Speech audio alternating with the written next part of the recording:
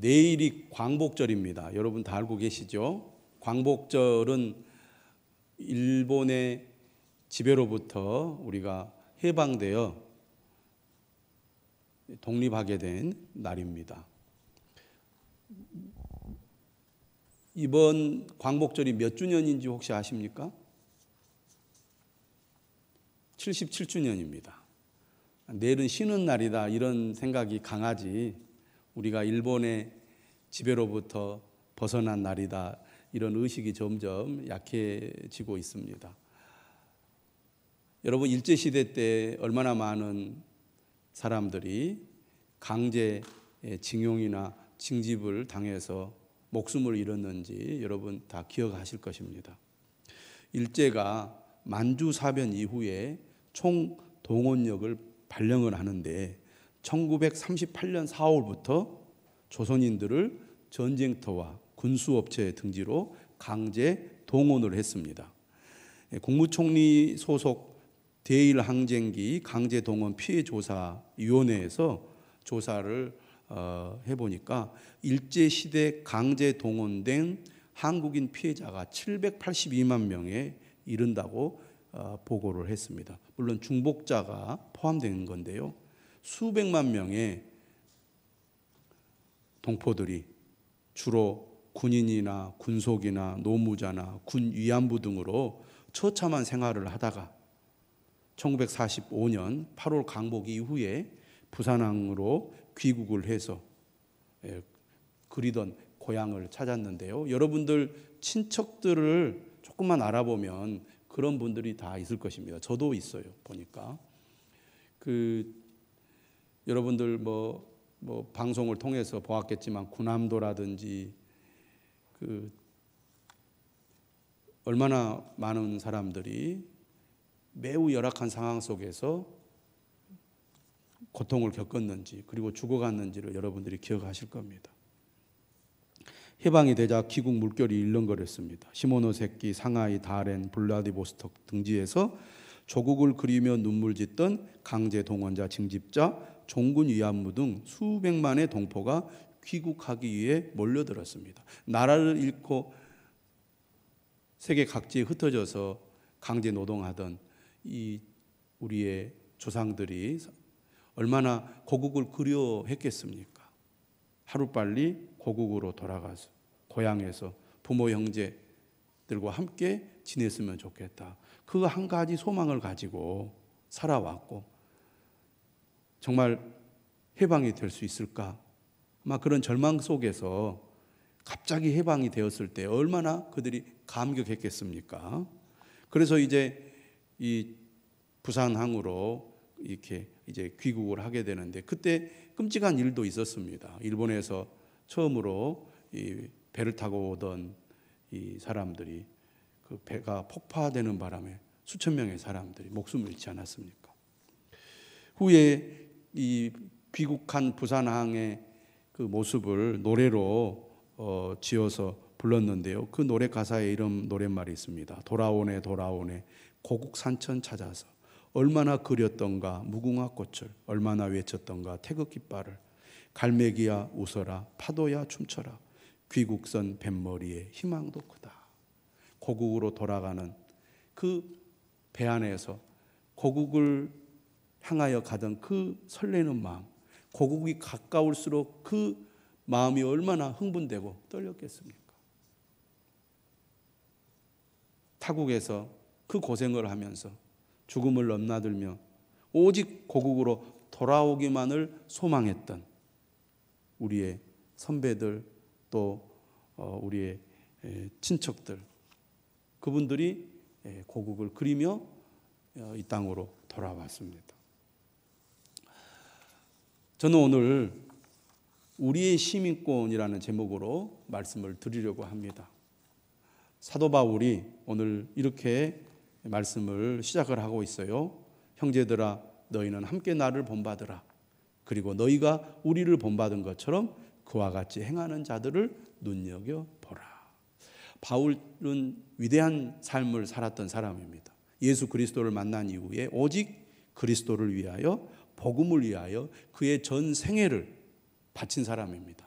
한결같은 사람이었고, 그리고 분명한 목표를 가지고 목적을 이루기 위해 집중력을 가진 사람이었습니다. 매력적인 사람이죠. 한결같은 사람, 그리고 집중력이 있는 사람은 참으로 매력 있는 사람입니다. 그런데 바울의 위대한 점은 거기에만 있지 않았습니다. 바울은 말씀을 가르치는 사람이었죠. 그런데 그는 말만 하지 않고 삶으로 본을 보인 사람입니다. 제가 목회를 하면서 성도들에게 말씀을 가르칩니다. 하나님의 말씀대로 사십시오라고 권면을 합니다. 그런데 정작 저 자신을 돌아보면 부끄러울 때가 많습니다. 가르친 대로 살기가 쉽지 않다는 것, 우리 모두가 다 알고 있습니다. 그래서 예수님께서도 선생이 되지 말라 그렇게 말씀하고 있지 않습니까? 그런데 바울은 말만 하지 않고 삶으로 본을 보인 사람입니다. 우리 자녀들이 부모의 말을 듣고 따르기보다는 우리의 삶을 보고 따르기 때문에 삶으로 본을 보이는 것이 얼마나 중요한지를 우리는 다 잘 압니다. 바울은 이처럼 오늘 본문을 통해서 형제들아 너희는 함께 나를 본받으라 이렇게 권하고 있습니다. 고린도전서 11장 1절에서도 똑같이 얘기합니다. 내가 그리스도를 본받는 자가 된 것 같이 너희는 나를 본받는 자가 되라. 그렇다면 바울은 빌립보 교회 성도들에게, 그리고 이 말씀을 듣는 그리스도인들에게 자신의 무엇을 본받으라고 권하고 있습니까? 바로 우리가 지난주에 들었던 말씀입니다. 14절이죠. 푯대를 향하여 그리스도 예수 안에서 하나님이 위에서 부르신 부름의 상을 위하여 달려가노라. 바울은 분명한 목표가 있었습니다. 그 목표를 이루기 위해 그는 옆을 보지도 않고 뒤를 돌아보지도 않고 앞을 향하여 계속해서 또 전진한 사람이었습니다. 바울은 그리스도인들을 향하여 푯대를 향하여 하나님이 위에서 부르신 부름의 상을 위하여 달려가는 자신을 본받으라고 말을 하고 있는 것입니다. 그렇다면 바울의 목표가 무엇이었습니까? 이것도 우리가 지난주에 말씀을 드렸습니다. 3장 10절과 11절이죠. 내가 그리스도와 그 부활의 권능과 그 고난에 참여함을 알고자 하여 그의 죽으심을 본받아 어떻게 해서든지 죽은 자 가운데서 부활에 이르려 하노니. 어떻게 해서든지 죽은 자 가운데서 부활에 이르려 하노니. 바울은 자신도 예수님처럼 살기를 원했습니다. 예수님과 같은 사람이 되기를 원했습니다. 예수님은 이 땅에 오셔서 고난을 당하시고 십자가에 못 박혀 죽으셨습니다. 십자가에 못 박혀 죽으셨기 때문에 예수님은 부활의 영광을 얻게 된 겁니다. 바울은 자신도 예수님처럼 부활의 영광을 얻기를 바랐습니다. 그러면 부활의 영광은 어떻게 얻게 됩니까? 반드시 죽음을 통하여 얻게 되는 겁니다. 예수님이 죽으셨기 때문에 부활하신 것이죠. 마찬가지로 바울이 부활의 권능, 부활에 이르기를 원한다고 말하는 것은 곧 예수님처럼 자신도 죽음의 길을 가겠다는 것입니다. 죽음을 두려워하지 않고 죽음을 향하여 가겠다는 얘기입니다. 죽겠다는 얘기죠. 오늘 우리는 하나님의 은혜로 영광을 얻기를 원합니다. 그러나 예수님이 가신 고난의 길, 죽음의 길은 가고 싶어 하지 않아요. 그게 우리의 솔직한 심정입니다. 그런데 바울은 알았어요. 죽은 자 가운데서 부활에 이르려고 한다면 예수님처럼 죽음의 길을 가야 한다는 것. 바울은 그것을 알았습니다. 그래서 바울은 죽음을 두려워하지 않고 죽음의 길을 기꺼이 가게 된 것입니다. 그리고 아직 자신은 거기에 도달하지 못했다고 고백을 하고 있는 거예요. 여러분, 예수님께서 마태복음 10장 39절에 이런 말씀하셨어요. 자기 목숨을 얻는 자는 잃을 것이요 나를 위하여 자기 목숨을 잃는 자는 얻으리라. 예수 그리스도를 위하여 목숨을 바칠 수 있는 사람, 예수님을 위하여 목숨까지 바치겠다는 그런 각오와 결단으로 주님을 따르는 자가 부활의 영광을 얻게 된다는 겁니다. 예수님께서 마태복음 10장 39절에서 하신 말씀을 여러 구절에서 반복하여 말씀하셨습니다. 제가 한번 구절을 읽어드리겠습니다. 마태복음 16장 25절, 마가복음 8장 35절, 누가복음 9장 24절, 누가복음 17장 33절, 요한복음 12장 25절에서 반복해서 말씀하고 있어요. 제가 지금 몇 구절을 언급했습니까? 마태복음 10장 39절을 빼고도 5구절을 언급했습니다. 죽어야 산다는 거예요. 죽어야 산다. 예수님께서 죽음의 길을 가셔서 부활의 영광을 얻었듯이 우리도 예수 그리스도를 따라 고난의 길, 죽음의 길을 두려워하지 않을 때 부활의 영광을 누리게 된다는 거예요.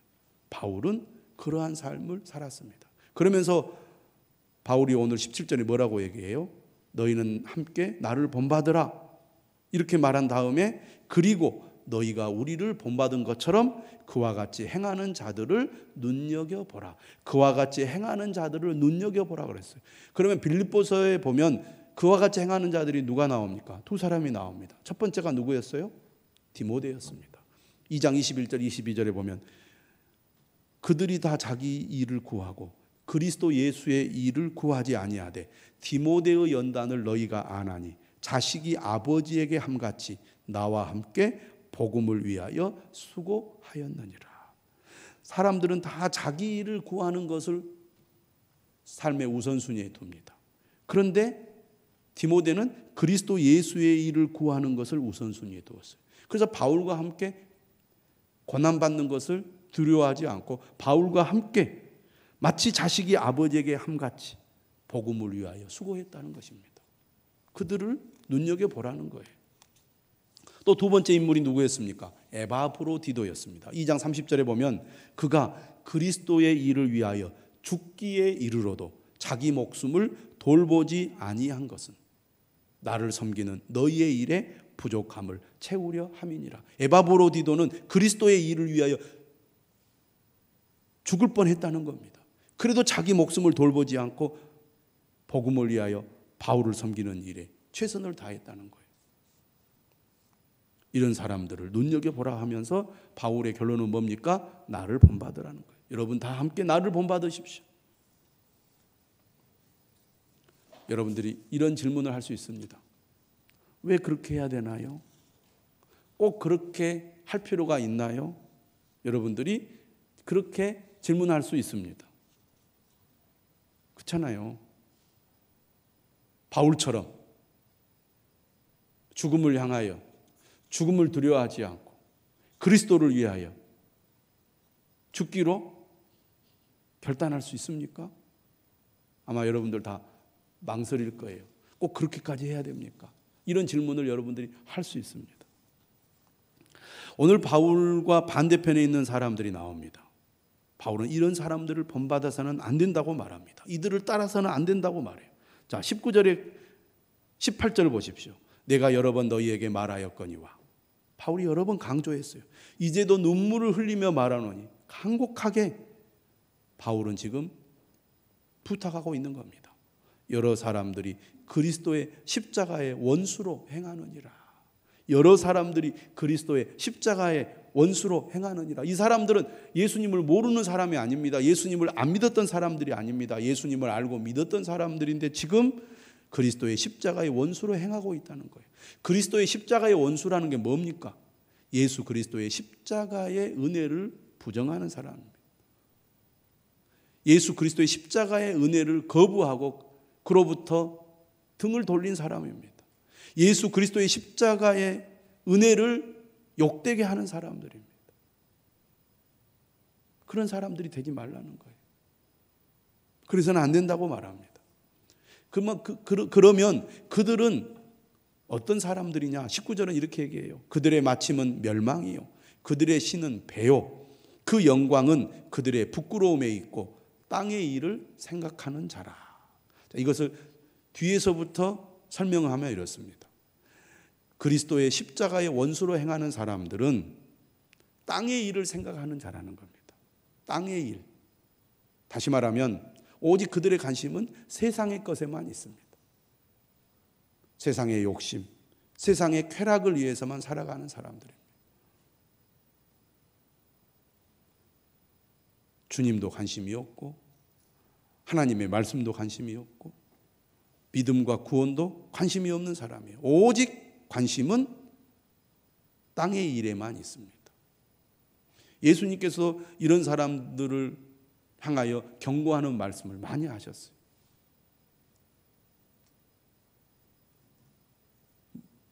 먹고 입고 심고 장가가고 시집가고 땅의 일만 생각하다가 갑자기 하나님의 심판이 임할 때 전혀 준비하지 못하고 있는 사람들을 예수님께서 경고하지 않았습니까?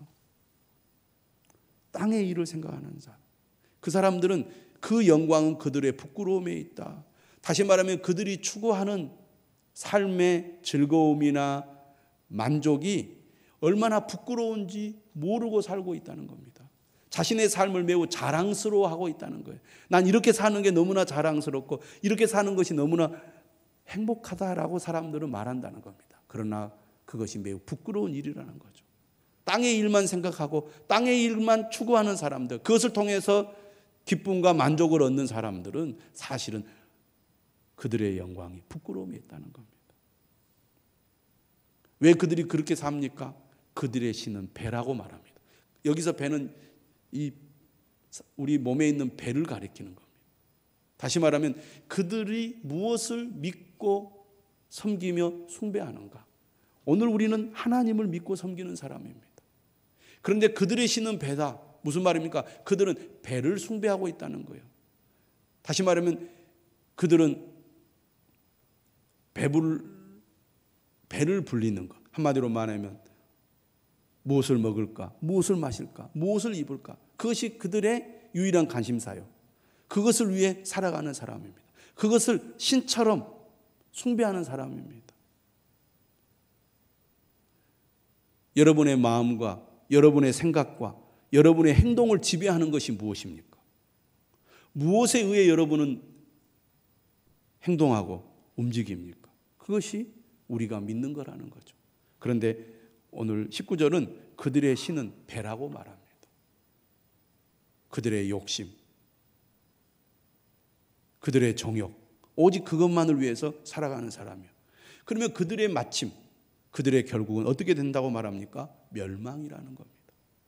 땅의 일을 생각하고 땅의 것만 추구하며 땅의 것만 믿고 숭배하는 사람들의 마침은 멸망이다. 바울은 그러한 사람들을 본받지 말아야 된다고 말합니다. 그들을 따라가서는 안 된다고 말합니다.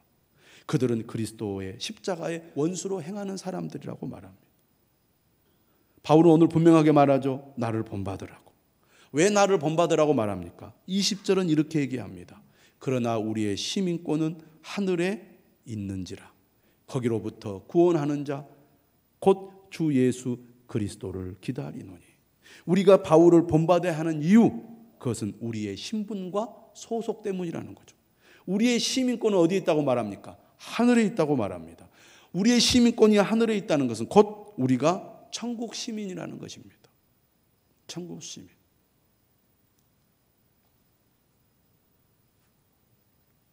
천국 시민이라는 것은 무엇을 얘기합니까? 우리가 이 땅에서 사는 삶은 여행자와 같은 삶이라는 겁니다. 우리나라 사람들 여행을 좋아하죠. 생활 수준이 높아지면서 우리나라 사람들 여행하는 것을 매우 좋아합니다. 해외여행을 많이 가지요. 해외여행을 가면 우리보다 더 좋은 이 환경과 문화 속에 사는 사람들을 보면서 우리는 마음이 설레고 흥분을 하게 되죠. 야, 이런 데 살면 얼마나 좋을까. 야, 너무나 좋다. 기분이 좋아지고 막 힐링이 되면서 이런 곳에 살고 싶다. 이런 생각을 하죠. 그러나 여러분, 길어봐야 2주 안에는 돌아와야 합니다. 아무리 좋은 음식을 먹고 좋은 곳에서 잠을 자고 좋은 경치나 그리고 이 도시를 우리가 구경해도 우리는 다시 돌아와야 한다는 겁니다. 그곳에 계속 영원히 머무를 수 없다는 거죠. 우리가 하늘의 시민권을 가지고 있다는 것은 이 땅에 사는 우리의 삶은 여행자와 같다는 것입니다. 잠깐 있다가 우리는 우리의 본향, 우리의 고향으로 돌아가야 한다는 거죠. 우리는 임시적으로 이 땅에 사는 사람입니다. 우리가 하늘의 시민권을 가지고 있다는 것은 이러한 사실을 기억하라는 것입니다. 많은 사람들이 이 땅에서 영원히 계속해서 살 것처럼 생각하며 삽니다. 그런데 여러분, 하루 동안에 무슨 일이 일어날지 알 수 없는 것이 우리의 삶이요, 세상의 삶 아닙니까? 우리의 시민권은 하늘에 있습니다. 우리는 천국 시민이라는 거예요. 그러므로 이 땅에서의 사는 삶은 나그네와 같은 삶이요, 여행자와 같은 삶이라는 것을 꼭 기억하며 살아야 될 줄로 믿습니다. 그리스도인은 이미 천국 시민입니다. 오늘 본문에 분명하게 말해요. 우리의 시민권은 하늘에 있다라고 말합니다. 이미 시민권을 얻었다는 얘기예요. 시민권을 얻었다는 것은 국적이 바뀌었다는 것을 말합니다. 소속이 바뀌고 신분이 격상된 사람들이라는 말입니다. 오늘 말씀에 따르면 모든 살아있는 인간은 두 나라 중 한 곳에 속해 있습니다. 하늘의 나라와 세상 나라, 하나님의 나라와 사탄의 나라, 둘 중 한 곳에 속해 있는 것입니다. 예수 그리스도를 믿는 성도들은 하나님의 나라에 속한 사람입니다. 우리의 시민권은 하늘에 있는 것입니다. 그러므로 하늘 시민의 자부심을 가져야 합니다. 당시에 로마 시민권을 가지고 있는 사람들은 로마 시민이라는 자부심이 있었습니다. 빌립보에 사는 로마 시민권을 가진 사람들은 로마 시민이라는 자부심이 있었어요. 오늘 우리도 하늘의 시민권을 가진 사람으로서 자부심을 가지고 살아갈 수 있기를 주님의 이름으로 축원합니다. 미국 사람들 자기가 미국 시민이라는 거 얼마나 자부심을 가지고 있습니까? 여러분, 우리가 국내적으로는 뭐 경제적인 측면이나 정치적인 측면에서 여러 가지 어려움과 혼란스러운 면들이 있지만 우리가 외국에 나가보면 우리나라의 국격이 매우 높아진 것에 대한 자부심이 있습니다. 대한민국 사람들에 대한 시선이 완전히 달라졌어요. 여러분, 여권 파워라는 말 들어봤죠? 우리가 세계 각국의 여행자로 방문을 할 때 비자 없이 갈 수 있는 나라가 192개국입니다. 192개국. 세계에서 두 번째예요.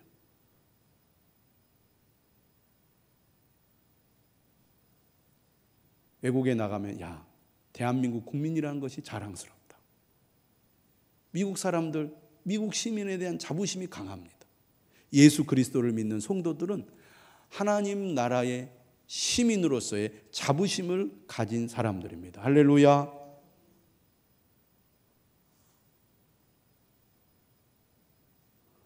이처럼 하늘의 시민권을 가지고 있는 그리스도인들은 어디에 관심을 두고 삽니까?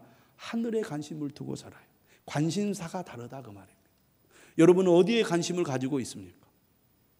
외국에 있는 사람들하고 여러분들 가끔 카톡을 통해서 통화해 본 경험들이 있을 겁니다. 우리나라에 사는 사람들보다요, 외국에 사는 동포들이 한국 소식에 훨씬 관심이 많고 잘합니다. 일어나면 한국 소식부터 찾아요. 관심이 어디에 있어요? 고국에 있습니다. 우리나라에 있는 거예요. 예수 그리스도를 진실로 믿고 구원받은 성도라면 우리의 관심을 어디에 두어야겠습니까? 하늘에 두어야 마땅하지 않겠습니까? 골로새서 3장 2절도 말합니다. 위의 것을 생각하고 땅의 것을 생각하지 말라. 여러분, 입을 열면 여러분의 입에서 어떤 이야기가 나옵니까? 여러분이 주로 많이 하는 얘기가 여러분의 관심사입니다.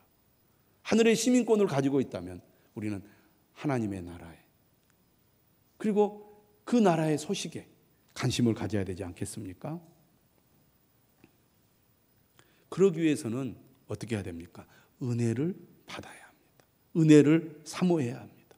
은혜를 받으려면 어떻게 해야 됩니까? 은혜의 자리로 나아가야 되는 거예요. 하나님의 은혜로 충만할 때 우리의 관심이 하나님의 나라에, 하늘에 있게 됩니다.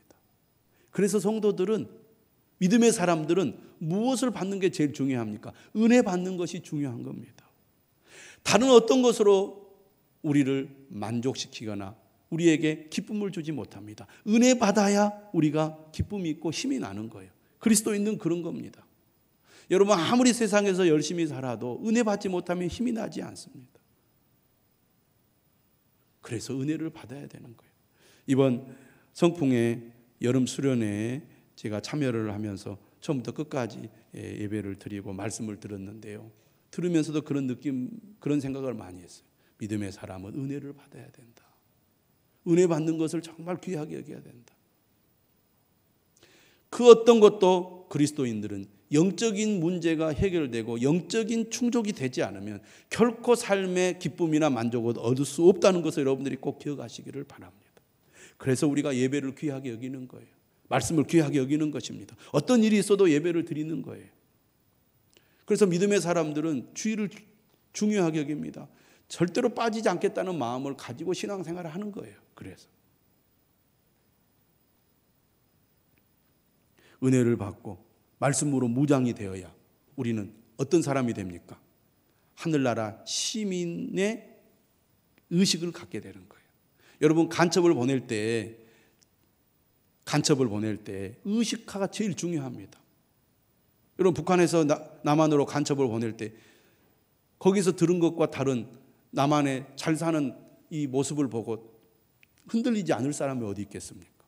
의식화가 되어야 그런 것에 흔들리지 않는 거예요. 여러분, 우리가 세상에 살다 보면요, 세상이 너무나 좋습니다. 그렇잖아요. 갈수록 좋아.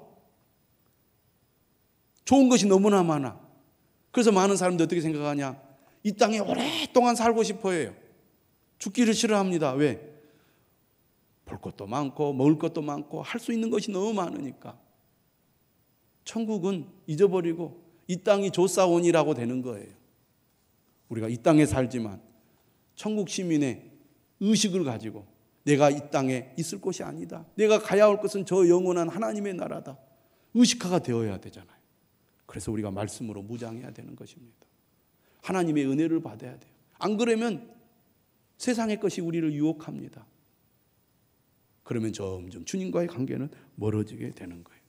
이처럼 우리가 자부심을 가지고 관심사를 하늘에 두고 하나님의 말씀으로 의식화가 될 때 하늘을 위해 사는 사람이 됩니다. 여러분, 하와이 동포들이 그 사탕수수 밭에서 온갖 고생을 하면서 정말 적은 임금을 받고 일을 했습니다.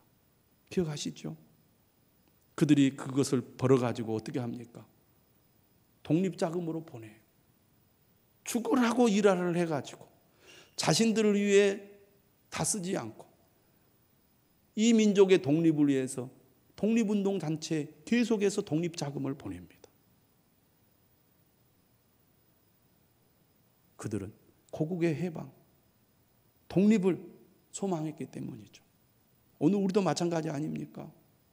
이 땅에 살지만 저 하나님의 나라를 위해서 사는 사람이 되어야 합니다. 그것을 소망하며 살아야 돼요. 그래서 믿는 사람들의 소망은 믿지 않는 사람들의 소망과 다른 겁니다. 오늘 본문 뭐라고 말합니까? 거기로부터 구원하는 자 곧 주 예수 그리스도를 기다리노니. 예수 그리스도께서 다시 오실 것입니다. 누구를 위해? 나를 위해. 예수 그리스도께서 다시 오시면 우리는 어떻게 된다고 말합니까? 21절 말합니다. 그는 만물을 자기에게 복종하게 하실 수 있는 자의 역사로 우리의 낮은 몸을 자기 영광의 몸의 형체와 같이 변하게 하시리라. 예수 그리스도께서 부활하신 그 영광의 몸과 같이 우리도 우리의 낮은 몸을 자기 영광의 몸의 형체와 같이 변하게 하실 거라고 말씀하고 있습니다. 우리 인간의 몸은 어떻습니까? 연약합니다. 병들고 또 결국은 모든 것이 다 쇠하여지는 한계를 가지고 있는 몸을 가지고 있습니다. 그러나 예수 그리스도께서 다시 오실 때 우리는 예수님과 같이 영광스러운 몸, 결코 쇠하지 않는 완전한 몸으로 변화될 거라고 약속하고 있습니다. 그 약속의 말씀을 붙들고 우리는 하늘의 시민권자로서 믿음의 삶을 살아가야 할 것입니다. 어떤 고난이 있어도 흔들리지 말아야 할 것입니다. 그래서 오늘 본문의 결론은 이렇게 말합니다. 그러므로 나의 사랑하고 사모하는 형제들, 나의 기쁨이요 면류가 아닌 사랑하는 자들아, 이와 같이 주 안에 서라. 어떤 고난이 있어도 어떤 유혹이 있어도 여러분 믿음을 지켜야 한다는 것입니다. 많은 사람들이 결정적인 순간에 무너지고 있습니다. 여러분, 우리를 무너뜨리는 마귀의 계략은 매우 교묘합니다. 우리가 분명히 기억해야 됩니다. 우리는 하늘의 시민권자로서 어떤 어려움이 있어도 어떤 문제가 있어도 끝까지 나는 이 믿음을 지키리라. 할렐루야.